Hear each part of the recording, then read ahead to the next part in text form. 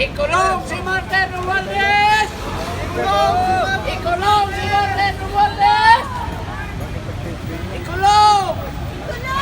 Magnanakaw! Magnanakaw! Magnanakaw!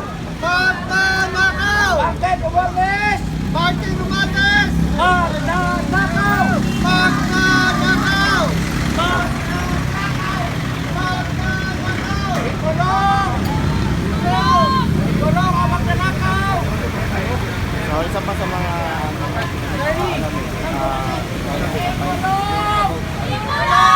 Pira ng taong bayan, ninakaw ni Martin Romualdez! Ikulong! Ikulong!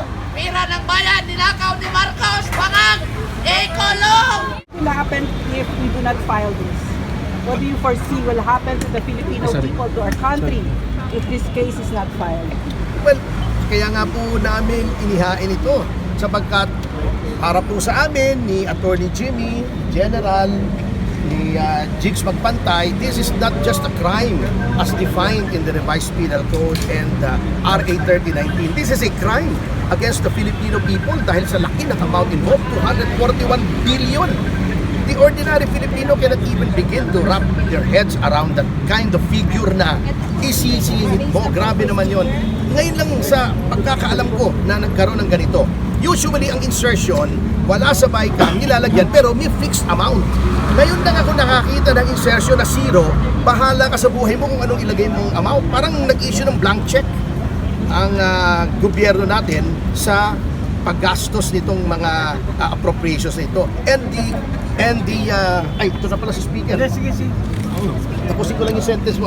And Congress is supposed to be the guardian, the safekeeper of the public purse. Ano nangyari? Kamote. Ay, For ordinary Filipinos, para mas maintindihan nila, ano yung itsura nito on the ground pag ito'y natuloy, itong budget na. Makikita natin that there will be expenditures of public funds na hindi dumaan sa tamang proseso, hindi inaprubahan ng BICAM.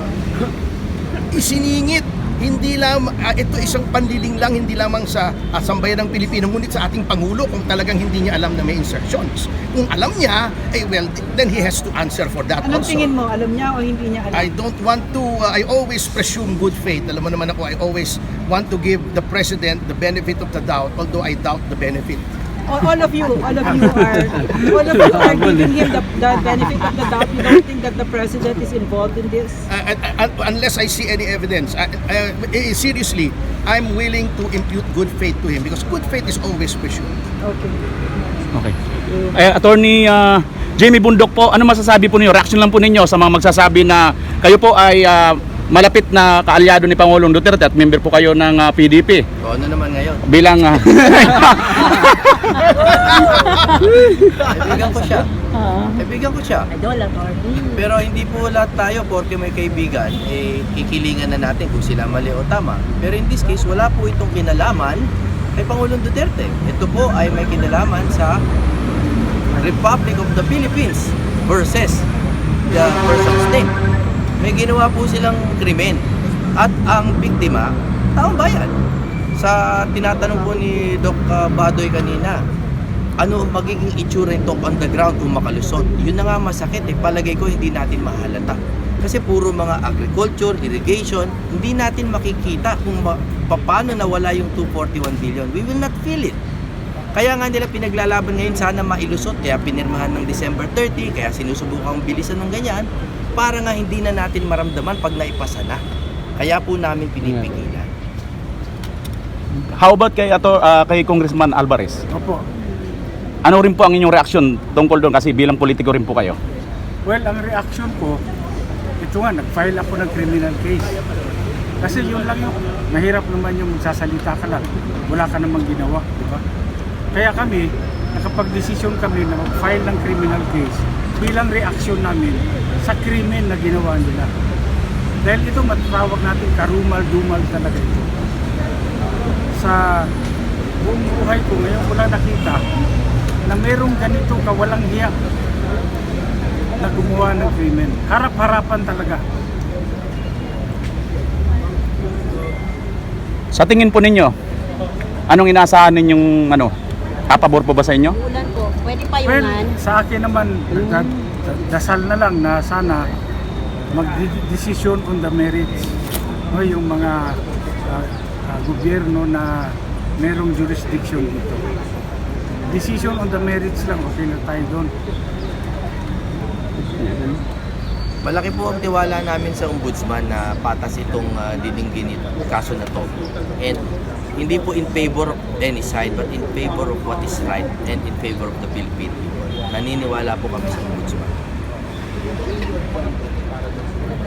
Don. Dami ko na natanong. Busmad, anong? Pero for the record, ano po yung mga sinampan niyang kaso? Saan si Attorney Topacio? Very briefly, ito falsification of legislative documents. Dahil nga yung mga blanco, nagkaroon ng laman. Article 170 sa Revised Penal Code. Tapos, nung inaral pa namin, nakita namin na may violations ng RA 3019. No, yung anti-graft natin na law. Particularly Section 3E, alam yan nila Attorney Trixie, kung saan nagkaroon ng undue injury sa gobyerno. Napakalaki ng injury. Na-injure na ba kayo ng 241 billion? Ganun po kalaki ang injury.